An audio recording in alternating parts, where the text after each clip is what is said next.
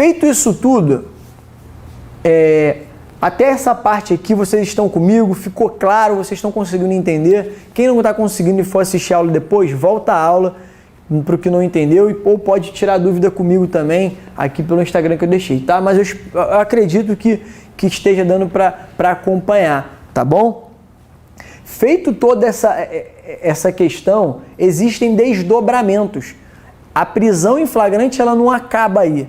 Existem outras medidas que o delegado ele deve tomar ao ser surpreendido por uma prisão em flagrante. Então, um outro tópico aí, anotem aí também, desdobramento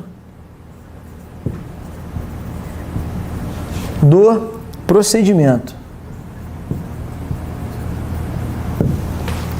Em até 24 horas,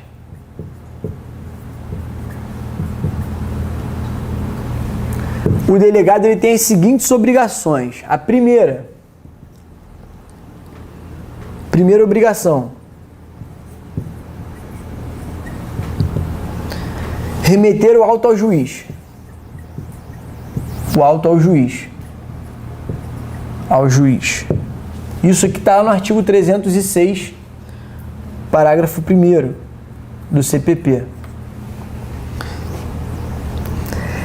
Aqui, ele remeteu o auto para o juiz. E agora nós vamos falar da audiência de custódia que nós falamos lá no comecinho.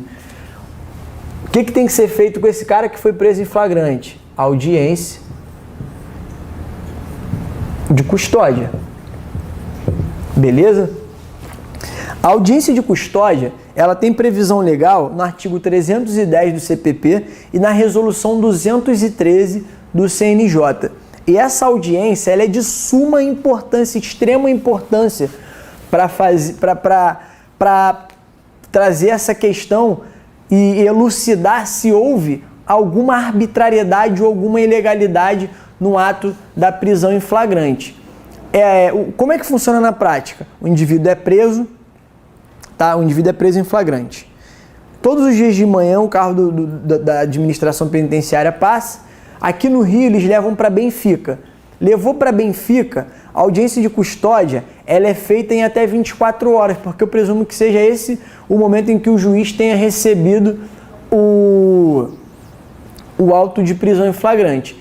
E no dia seguinte, geralmente, é realizada a audiência de custódia. As audiências de custódia aqui sempre acontecem dessa forma, tá? É preso, leva para a delegacia, da delegacia de manhã passa um carro da administração penitenciária e leva para o presídio em Benfica e ali é realizada a audiência de custódia.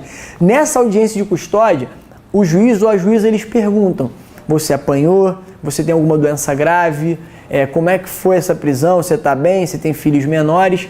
E essas perguntas, elas vão dar ensejo futuramente na conversão do flagrante em uma prisão preventiva ou numa liberdade provisória e o próprio juiz vai mandar expedir o alvará de soltura, tá? E nós vamos falar futuramente aqui da prisão provisória, mas aqui o que vocês têm que entender é o seguinte: no prazo de 24 horas, o delegado ele tem que remeter o auto de prisão em flagrante para o juiz e o juiz vai ter 24 horas para realizar a audiência de custódia. A audiência de custódia tem previsão legal no 310 do CPP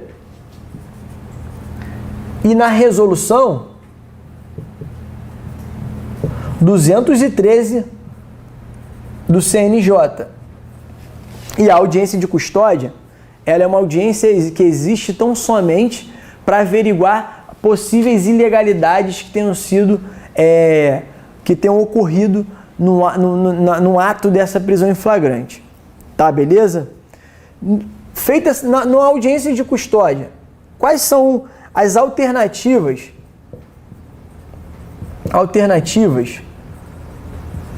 do juiz ou da juíza?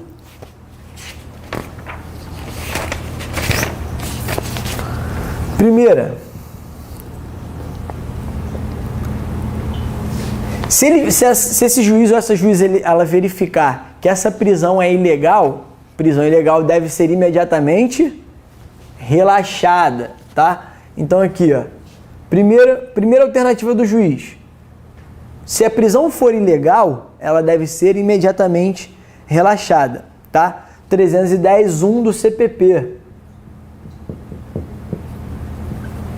Segunda alternativa que o juiz vai ter, ou a juíza. Se ela entender que essa prisão é legal, ela vai homologar a prisão em flagrante e, nesse caso, homologada a prisão em flagrante, ela pode adotar as seguintes medidas. Vou apagar esse lado aqui, que eu acho que fica melhor para vocês entenderem.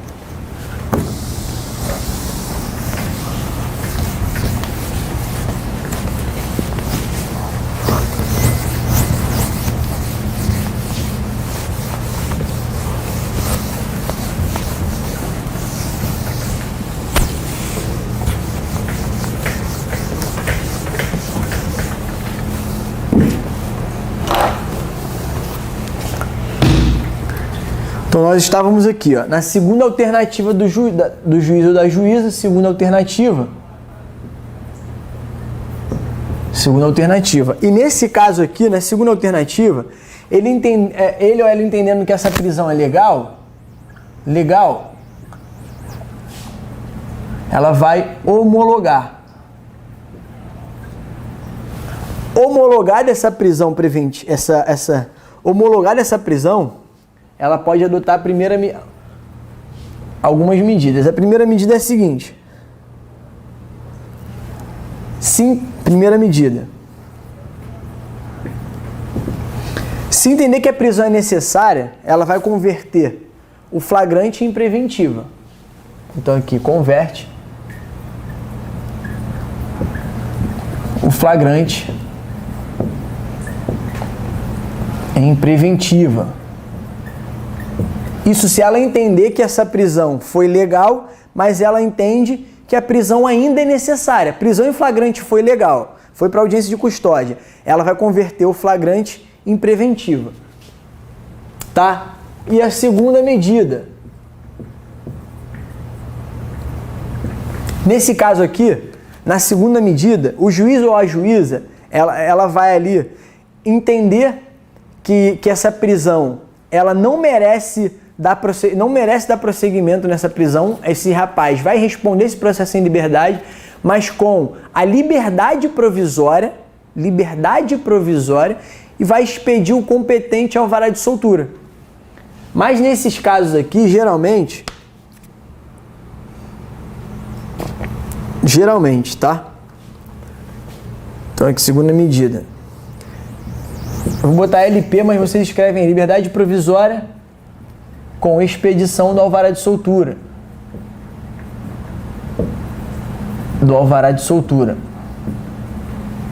Com expedição do alvará de soltura. Aqui um OBS para vocês. Por se tratar de uma medida extrema, tá? A prisão preventiva, ela só vai caber nos casos de que não caiba nenhuma das outras cautelares previstas no artigo 319 do CPP, tá? E nesse caso aqui, de o juiz entender que a prisão foi legal, ele vai conceder liberdade provisória com expedição do alvará de soltura. E geralmente, quando se tem essa expedição do alvará de soltura, o juiz, ele aplica algumas das cautelares lá do 319. Ó, você vai responder esse processo em liberdade, você não vai ter uma pena restritiva de liberdade, mas assina lá periodicamente, tá? Vai lá na vara e assina todo mês. Ele tem uma restritiva ali de direito, ou você não pode frequentar lugares tais, ou você tem que se afastar da vítima. O juiz vai arbitrar algumas dessas cautelares aí previstas no 319. Tá ótimo? De acordo com o parágrafo 2º do artigo 310, de duvidosa constitucionalidade, pois parece ferir o princípio da individualização da pena, não caberá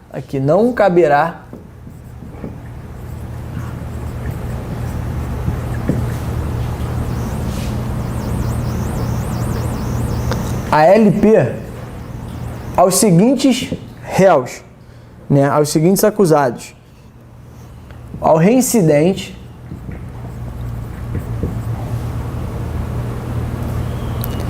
integrante de organização criminosa, integrante de ORCRIM,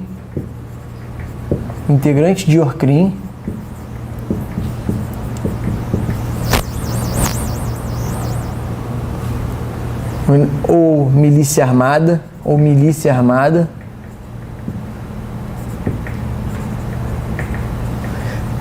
E aqui um outro requisito. Quando ele for flagranteado com arma de fogo de uso restrito. Arma de fogo de uso restrito, tá? Voltando aqui para as obrigações do delegado, nós fizemos um preâmbulo aqui da audiência de custódia, é porque deu o gancho, falamos da audiência de custódia, dos seus aspectos, e agora voltando para a segunda obrigação do delegado, tá? Segunda obrigação. Nas mesmas 24 horas, esse delegado, contadas da prisão, será enviada para a defensoria um ofício, se o custodiado não tiver advogado, para informar dessa prisão. E bem como, nas mesmas 24 horas, será entregue ao preso a famosa nota de culpa. Tá? Nessa nota de culpa contém os motivos que ele foi preso, as declarações, as testemunhas que presenciaram essa prisão em flagrante, tá? E essas são as obrigações do delegado. A terceira obrigação é essa. Terceira obrigação: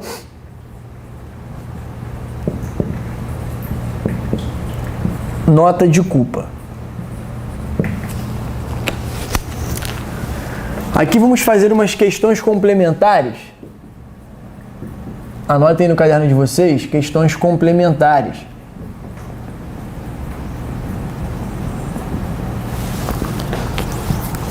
A. Nas infrações de menor potencial ofensivo, nós chamamos de IMPO. Nesse caso, nós não teremos a prisão em flagrante.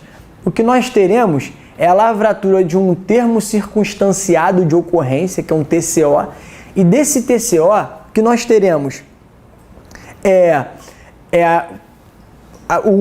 essa pessoa que está ali, o réu, ele vai se comprometer, ele vai assumir um compromisso de comparecer ao GCRIM mais próximo ali, geralmente já sai até da delegacia com a data de audiência marcada. Então, como questão complementar, anotem no caderno de vocês que a infração de menor potencial ofensivo ou IMPO, o auto de prisão em flagrante será substituído pelo termo circunstanciado de ocorrência.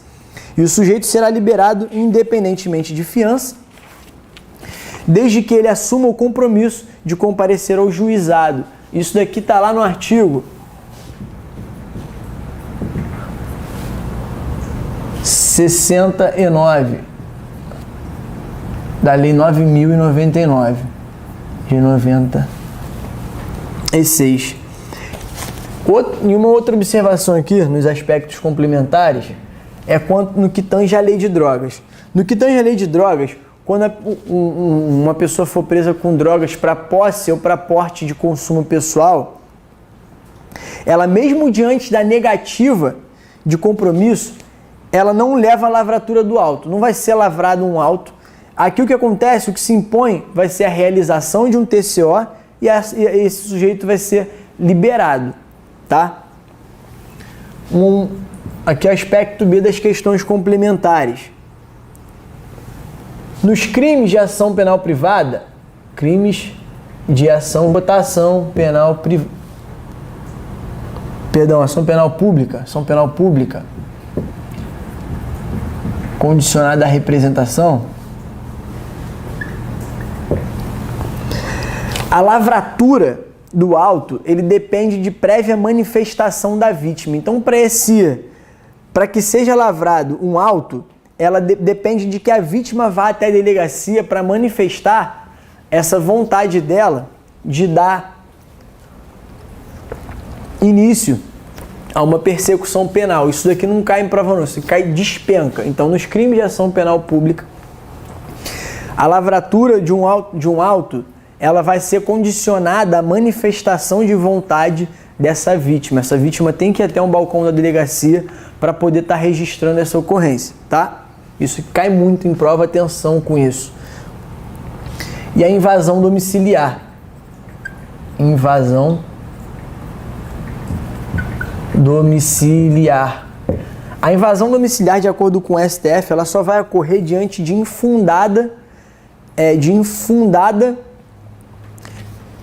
percepção de que naquela casa, de fundada percepção, de fundada indícios de que naquela casa, fundados indícios de que naquela casa existe um crime ou se tem a existência de um crime. Somente nesse caso é que uma casa pode ser invadida, tá? Então bota aí no caderno de vocês.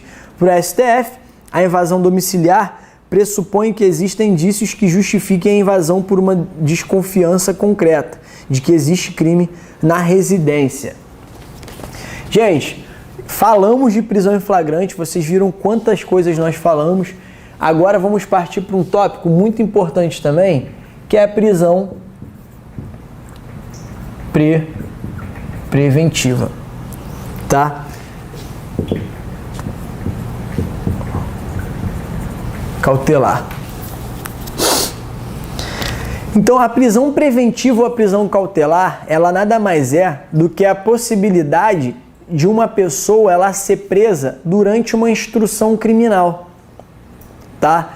Ou até mesmo durante uma investigação. É a possibilidade da pessoa ser presa antes da investigação e ali no meio da instrução criminal, antes da sentença penal condenatória. Nós vamos ver aqui os requisitos para que essa prisão ela ocorra. Mas, Douglas, não é a mesma coisa do que execução provisória da pena? Não. Execução provisória da pena tem a ver quando a pessoa, em sede de recurso, ela vai executar a pena provisoriamente. Aqui ela não está executando uma pena provisória, não. Aqui, se houver indícios de que essa pessoa, se posta em liberdade, ela pode voltar a delinquir, ela pode coagir testemunhas, ela vai fugir das aplicações da lei penal. Aqui são outros institutos que autorizam a possibilidade da prisão preventiva. Então, o que vocês têm que ter em mente? Prisão preventiva é uma prisão cautelar, ponto. Quando se aplica, ela se aplica antes de uma sentença penal condenatória no curso de uma instrução processual ou no curso de uma investigação, tá? Então anota aí no caderno de vocês, prisão preventiva é uma prisão cautelar cabível durante toda a persecução penal e se estende até a sentença penal condenatória, até que sentença penal condenatória, que a partir dessa decisão será considerado devido cumprimento de pena, caso não seja revogada. É muito importante também que essa prisão preventiva, ainda que decretada pelo juiz, ela pode ser revogada. Aqui na frente nós vamos ver o seguinte, que a prisão preventiva ou a temporária, ela precisa de um impulso, ela precisa de alguém que peça essa prisão preventiva. Ou o próprio Ministério Público, ou um assistente de acusação, alguém tem que pedir a prisão preventiva. O juiz não pode decretar de ofício a prisão preventiva, mas revogar a prisão preventiva, o juiz pode. Relaxar a prisão preventiva também pode. Em benefício do réu, ele pode adotar essas medidas benéficas de ofício, revogar, relaxar prisões preventivas, beleza? Ela cabe durante o inquérito policial no processo, se for urgente, até mesmo diante de instauração formal de investigação. Aí aqui, anotem aí, será decretada pelo juiz,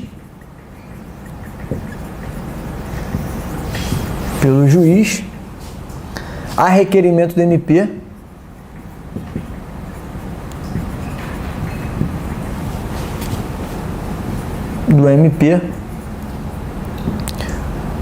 do querelante,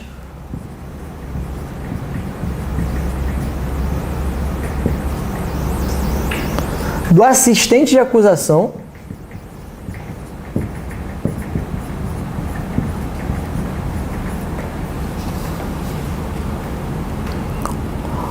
ou da autoridade policial. Beleza, galera? Atenção aqui para uma coisa. Eu já falei, mas é bom que vocês anotem, tá? Atenção aí. Como eu já falei, eu vou só digitar aqui e espero que vocês anotem. A prisão preventiva não será decretada de ofício pelo juiz, pois representa uma grave ofensa ao sistema acusatório. Isso está lá no artigo 3º-A do CPP. Juiz de garantias que está suspenso por determinação do STF, tá? Outra observação aqui. A doutrina majoritária entende que o artigo 20 da lei 11.340, que é a Lei Maria da Penha, que permite a prisão preventiva de ofício no inquérito policial e no processo é inaplicável, pois fere o sistema acusatório. Se vocês pararem aqui a aula e irem lá no artigo 20 da Lei 11.340, vocês vão ver lá que existe a previsão legal do juiz de ofício ele arbitrar essa prisão preventiva. Só que a doutrina majoritariamente entende que isso fere o sistema acusatório. Quem foi meu aluno sabe muito bem, eu falei no começo da aula, falei na aula passada também, o que é o sistema acusatório. É a divisão de tarefas, o juiz não pode ficar agindo de ofício, tá bom, galera? Não pode, o juiz não pode de ofício decretar uma prisão preventiva, senão a gente vai viver, sabe, uma insegurança jurídica enorme. O MP tem que... isso aí a prisão preventiva. Primeiro tem que haver uma requisição do Ministério Público, ele opina favorável à prisão preventiva e o juiz decide se ele vai decretar a prisão preventiva ou não. Tá? E o artigo 20, de acordo com a doutrina, ele é inaplicável, tá? Por conta exatamente disso, porque o juiz não pode, de ofício, ele solicitar, ele decretar uma prisão preventiva de ofício, tá? Eu trouxe até aqui literalidade do artigo para vocês. Ele fala aqui, o parágrafo único. O juiz poderá revogar...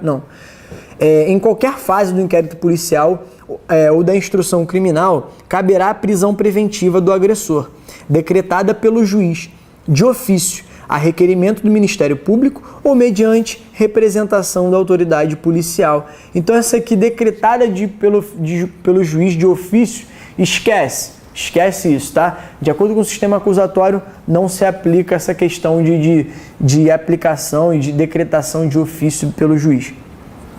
O parágrafo único fala o seguinte: o juiz poderá revogar a prisão preventiva se, no curso do processo, verificar a falta de motivo para que subsista, bem como de novo decretá-la, se sobrevierem razões que as justifiquem.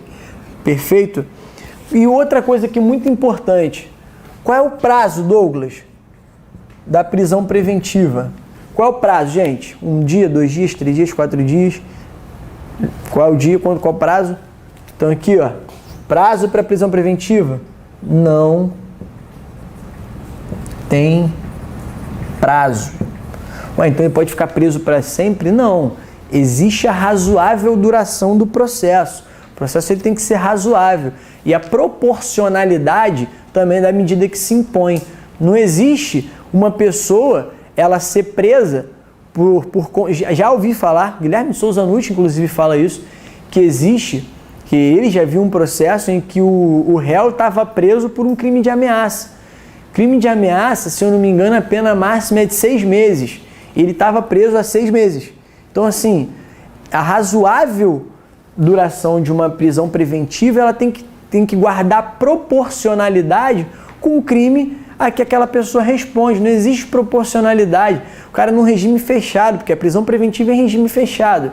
Então o cara está num regime fechado, num crime em que a pena máxima em abstrato combinado é 6 meses. E ele está preso no regime fechado há 6 meses, sabe? Não existe isso. Então qual é o prazo? Prazo legal não tem.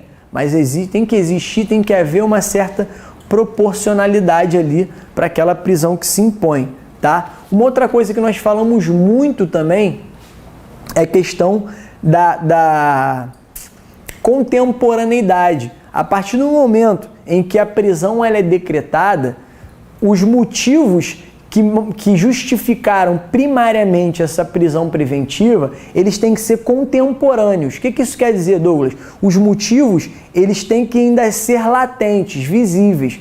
O juiz, quando decretar uma prisão preventiva, ele tem que dizer o motivo daquela prisão preventiva e esse motivo, ele tem que ser justificado. Se esse motivo não for contemporâneo, se já tiver passado, essa prisão preventiva pode ser revogada por conta da ausência de contemporaneidade da decisão judicial que no momento primário manteve aquela pessoa presa, tá? Requisitos legais. Isso aqui é muito importante também. Vocês com certeza já ouviram falar.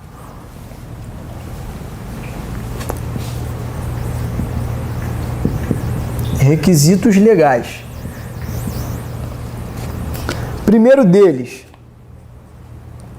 cara, isso aqui é muito bom de falar, né? Fumus comissi delicti. Eu, quando faço audiência de custódia, faço questão de falar isso. Fumus comissi delicti. Delicti. E o outro? E dentro do fumus comissi delicti, o que tem aqui, o que deve ter no fumus comissi delicti? É um indício de autoria. Indício de autoria e prova da materialidade. Prova da materialidade. Tá? Douglas, o que diabos é o fumus comissi delicti para quem nunca ouviu falar?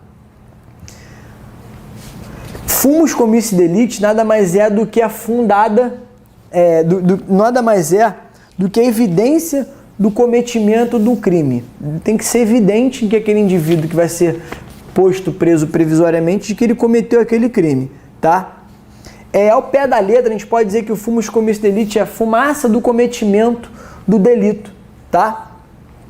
E para que haja a fumaça do cometimento do delito, nós temos que ter um indício mínimo de autoria e uma prova de materialidade, tá ótimo? E o outro requisito que nós trouxemos aqui é o periculum libertatis. O periculum libertatis nada mais é do que o perigo na liberdade daquele agente. Aquele cara, se ele for posto em liberdade, ele vai botar em perigo a instrução criminal? Então, se for um cara perigoso de ser posto em liberdade, essa prisão preventiva ela vai ter fundamento aqui no periculum libertatis, tá? O prejuízo, ele deve ser o periculum libertatis deve ser fundamentado, mas antes disso daqui, deve ser demonstrado que a liberdade do réu ela causa prejuízo para a instrução criminal, tá? E esse entendimento foi encampado pelo PAC, que é o pacote anticrimes, notadamente no artigo 312 do CPP. Beleza? Vamos passar para o outro lado ali do quadro?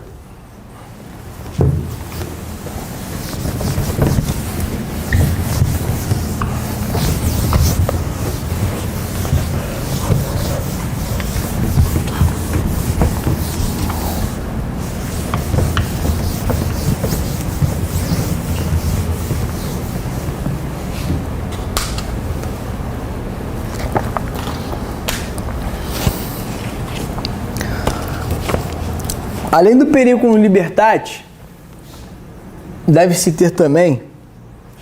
prezar aqui, né, pela garantia da ordem pública,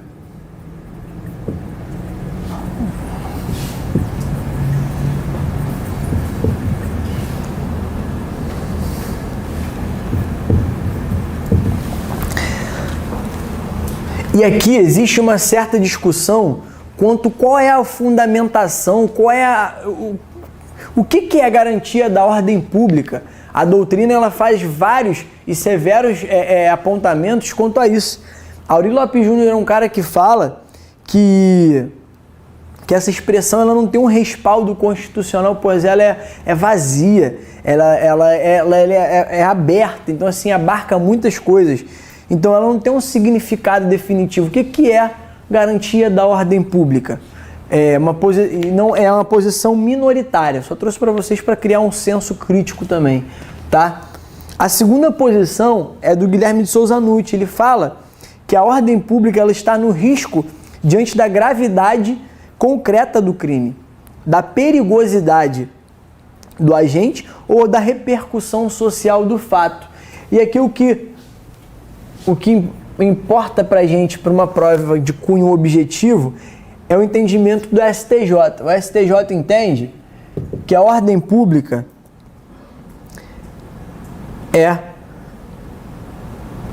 que a liberdade vou botar LP, tá? Liberdade provisória desse agente, que esse agente em liberdade provisória, ele provavelmente continuará a delinquir. Provavelmente delinquirá. Perfeito?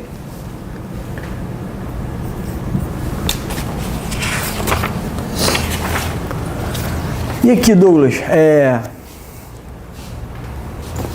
qual é o outro requisito legal para a prisão preventiva? Garantia da ordem econômica.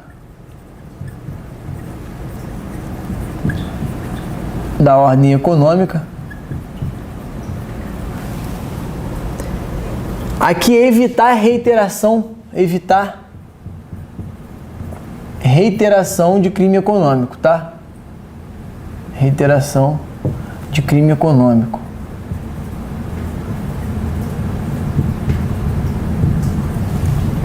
Um governador preso aí, pensou? Garantia da instrução criminal.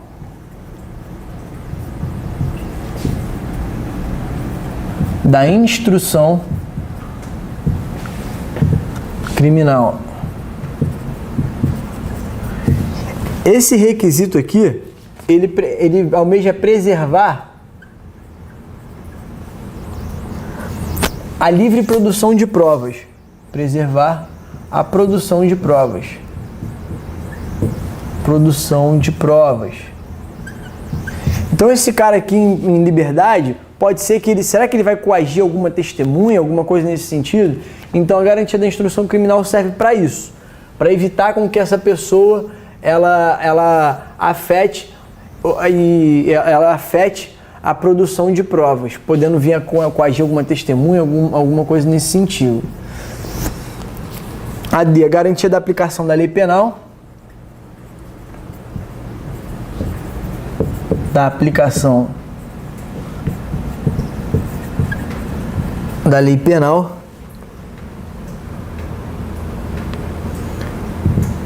Aqui é evitar a fuga do custodiado. O réu. Uma outra coisa também é a ausência de identidade civil. Isso aqui prende, a ausência de identidade civil. Então o cara que for preso lá em flagrante, ele não apresentou uma identidade civil. Então um dos motivos que podem fundamentar a conversão do flagrante numa prisão preventiva é o fato dele não ter identidade. Como é que a gente vai saber quem esse cara é? Se ele pode estar falando que é uma pessoa, mas como é que nós vamos comprovar? E nesse caso da ausência da identidade civil, a prisão preventiva ela vai permanecer com a devida instrução criminal até que no momento oportuno esse cara ele consiga comprovar que aquela pessoa, que ele é a pessoa que ele diz ser, por meio de apresentação de uma identidade, tá?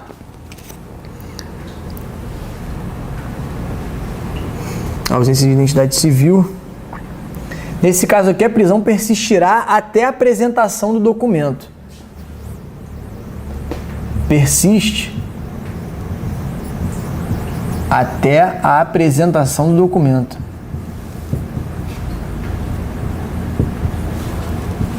Do DOC. F. Descumprimento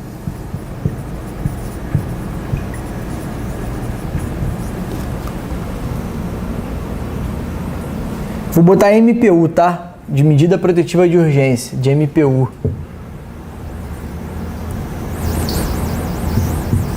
Na violência doméstica.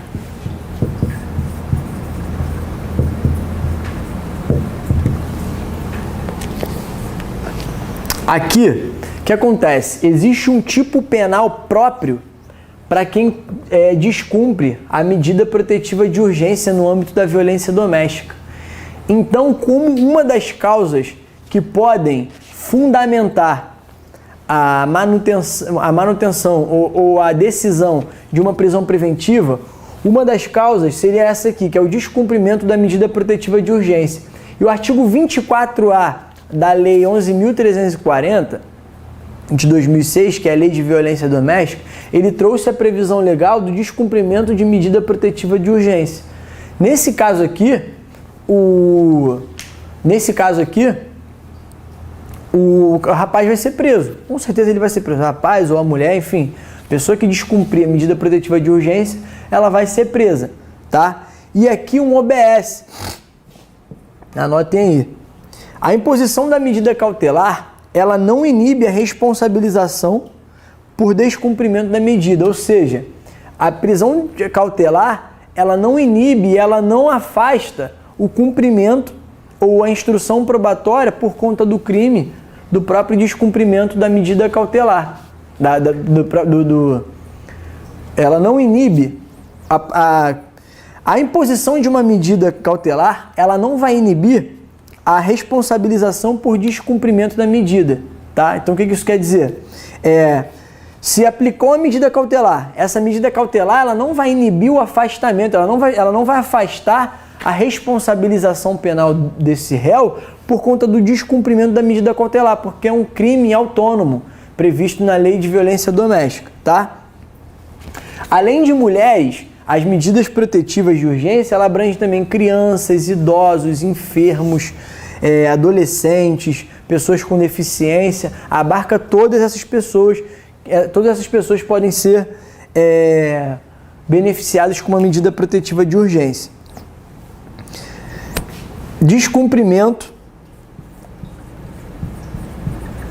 Cumprimento da medida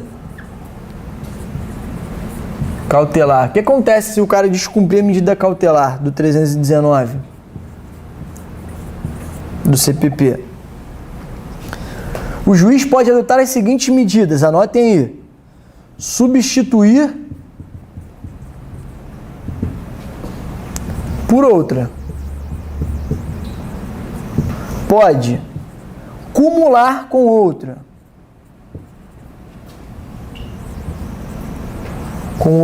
Ou decretar a prisão preventiva. Tá? A PR preventiva. Beleza, galera? Quais são os crimes que comportam a prisão preventiva? Tá bem grande aqui. Crimes que comportam a preventiva.